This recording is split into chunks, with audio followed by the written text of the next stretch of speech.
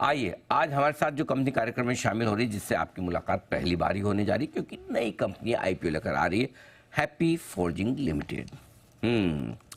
1979 ये था वो साल जब कंपनी ने शुरुआत की थी अपनी heavy forging high precision machine component design करने और मैन्युफैक्चर करने का काम करती है ये कंपनी। विस्तार में समझेंगे किस तरह का इस कंपनी का कामकाज है। उससे पहले मैं आईपीओ की डिटेल्स आपके सामने रख देता हूँ। प्राइस बैंड 808 रुपये से 850 रुपये का रखा गया है कंपनी का। 17 शेयरों के लॉट में आप अप्लाई कर सकते हैं। इशू साइज है लगभग 1000 करोड़ रुपए के आसपास, उसमें से 600 करोड़ है आपके लिए ऑफर फॉर सेल, यानी कि जो अभी इन्वेस्टर्स हैं वो बेच रहे हैं। 400 करोड़ का फ्रेश इशू है जो पैसे जाएंगे कंपनी के पास। ऊपरी बैंड पर 8000 करोड़ का मार्केट कैप बनता है कंपनी का। ये है इशू की डिटेल्स। आइए, हमारे साथ कार्यक्रम में शामिल हो रहे हैं खास मेहमान, कंपनी के एमडी आशीष गर्ग साहब कार्यक्रम में शामिल हो रहे हैं। सर ने बीएससी की डिग्री हासिल की है अकाउंटिंग और फाइनेंस में। वॉरविक यूनिवर्सिटी यूके से आपने एमएससी किया है मैन्युफैक्चरिंग सिस्टम इंजीनियरिंग में। और इंडस्ट्रियल सेक्टर का आशीष जी का करीबन 17 साल का लंबा गहरा अनुभव है। आशीष जी, बहुत बहुत स्वागत है आपका। धन्यवाद हमें समय देने के लिए। आपका आईपीओ आज से कल से खुलने जा रहा है बाजार में। सबसे पहले समझाएं सर कि जो 600 करोड़ ऑफर फॉर सेल है, कौन से इन्वेस्टर्स हैं जो बेच रहे हैं और क्यों? सर इसमें हमारे प्राइवेट इक्विटी पार्टनर हैं मोतीलाल ओसवाल। इसमें कुल मिलाकर कुछ 30% ओएफएस जो है मोतीलाल ओसवाल बेच रहा है। So currently Motilal Oswal 11.76% company में ओन करते हैं स्टेक। उसमें से 2.5% स्टेक जो है मोतीलाल ओसवाल इसमें सेल कर रहा है। इसके अलावा परितोष कुमार एचयूएफ, जो कि हमारा एक फैमिली एचयूएफ है, जिसके अंदर 3 प्रमोटर हैं जो फर्दर सेल ऑफ कर रहे हैं। Sir, Motilal Oswal financial services आपके लीड मैनेजर भी है और वही बेच भी रहे हैं थोड़ा, राइट? पूरा नहीं बेच रहे, लेकिन वो प्राइवेट इक्विटी फंड है। Motilal Oswal private equity fund है। उनका इंडिया बिजनेस एक्सीलेंस फंड 3 में से पैसा लगा था। ओके। तो उसमें बेच रहे हैं। तो करंटली वो 11.5% 11.76 ओन करते हैं और उसमें से केवल जो है वो 2% सेल ऑफ कर रहे हैं। परफेक्ट। अच्छा, अब बताएं सर, जो 400 करोड़ रुपए कंपनी को मिलेंगे उसका कैसे यूज करने वाले हैं आप? तो 400 करोड़ रुपए में मेजर हमारा कैपेक्स के अंदर यूज होगा। तो कंपनी रेगुलरली कैपेक्स फ्लो करती है। हर साल 200 से 250 करोड़ का कैपेक्स रहता है। ये एडिशनल कैपेक्स रहेगा।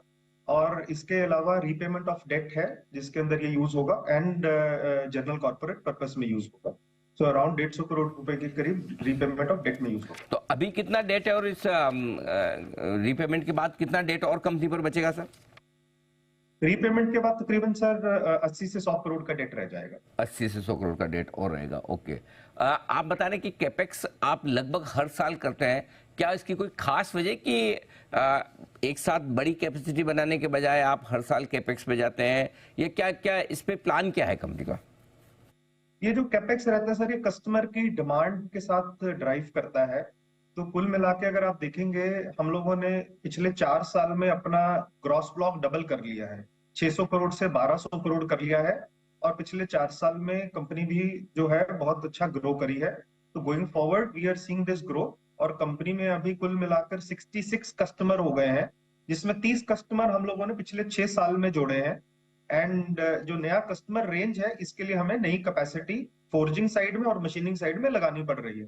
तो जैसे जैसे हमारे कंपोनेंट्स टेस्टिंग से मैच्योर हो जाते हैं, रैंप अप स्टेज में आ जाते हैं, हम जो है उनके लिए कैपेसिटी लगा देते हैं। हमारी जितनी भी कैपेसिटी लगती है वो सारी कैपेसिटी फंजिबल रहती है। मतलब फार्म इक्विपमेंट का कैपेसिटी जो है वो सीवी में यूज हो जाएगा, सीवी का ऑफ हाईवे में यूज हो जाता है।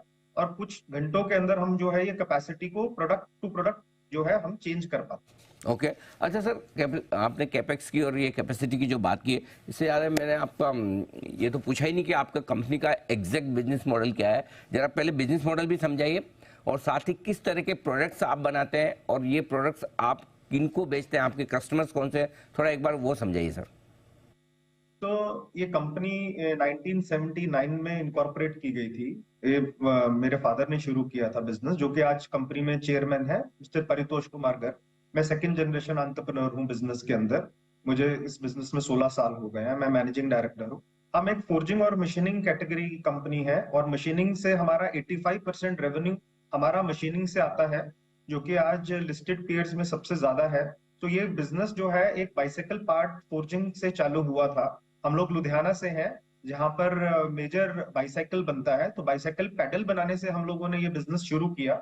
उसके बाद 96 में हम लोगों ने फार्म इक्विपमेंट ट्रांसमिशन पार्ट बनाने चालू किए, जैसे स्वराज, आईटीएल जैसे हमारे लोकल कस्टमर ओईएम्स के लिए। आज हमारा बिजनेस जो है तकरीबन farm equipment, off highway, commercial vehicle और इंडस्ट्रियल साइड से आता है, जिसमें हमारे पास Ashok Leyland, JCB, Mahindra, John Deere और बहुत सारे कस्टमर्स हैं जिनको हम ये सप्लाई करते हैं। और गोइंग फॉरवर्ड हमारा मशीनिंग बिजनेस बढ़ रहा है और हम heavy side of forging business में है। हमारा हम 10 किलो से लेकर 250 किलो तक के प्रोडक्ट्स बनाते हैं। एंड 250 केजी के जो हम प्रोडक्ट्स बनाते हैं ये हमारे 14,000 टन की लाइन पे लगते हैं, बनते हैं। ये इंडिया की सेकंड बिगेस्ट लाइन है और वर्ल्ड वाइड भी ये इस तरह के जो फोर्जिंग लाइंस है वो बहुत कम है जो 250 किलो का प्रोडक्ट जो है क्लोज डाई फोर्जिंग में बना पाते। तो इस तरह से जो है कंपनी पिछले 4 सालों से कंटिन्यूअस कैपेक्स कर रही है। And this is all about the business. तो आशीष जी, ये आजकल तो अब सारी फोर्जिंग कंपनी और जो ऑटो एंसिलरी कंपनीज है उनके लिए एक नया चैलेंज इलेक्ट्रिक व्हीकल्स का भी आ गया है, राइट? कि अब ईवी के लिहाज से भी आप प्रोडक्ट बनाने शुरू कर दिया है? तो सर हम लोग पैसेंजर कार और टू व्हीलर में नहीं है। हमारा 40% बिजनेस केवल ऑटो से आता है, 60% बिजनेस नॉन ऑटो से आता है। जो 40% बिजनेस ऑटो से आता है वो हमारा कमर्शियल व्हीकल एप्लीकेशन से आता है। कमर्शियल व्हीकल में हम मेजरली लॉन्ग हॉलेज एप्लीकेशन में देते हैं, जहां पर अभी इलेक्ट्रिक व्हीकल जो है कामयाब, इलेक्ट्रिक व्हीकल जो है अभी चालू नहीं हुआ है। Electric vehicle even in American market जो है अभी ट्रायल फेज में है और लॉन्चेस नहीं है। इनफैक्ट अगर हम देखें, हाइड्रोजन कम्बशन इंजन जो है लॉन्ग हॉलेज एप्लीकेशन साइड में चल रहा है और जेसीबी ने भी अपने सारे products long hydrogen combustion engine पे लॉन्च किए हैं। तो we are already working on hydrogen combustion engine with all these clients.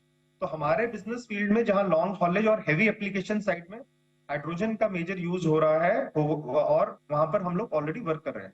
So electric is not right now we are seeing we will get a major business in our components. Ashish ji, एक सवाल आपका ये है, मैंने जो आपके आरएच में पढ़ा है 2022 में आपकी कंपनी ने एक इन्वेस्टमेंट किया था lynch pin technologies, right?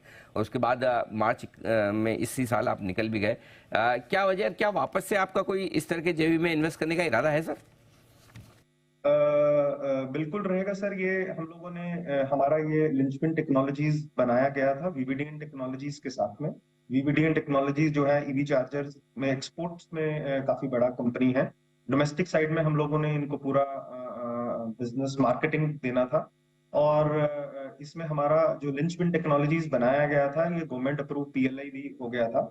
And इसके अंदर अभी कुछ 1-1.5 साल से जब ये पीएलआई अप्रूव हुआ था तो गवर्नमेंट की तरफ से कुछ क्लैरिटी नहीं आ रही थी लोकलाइजेशन के ऊपर।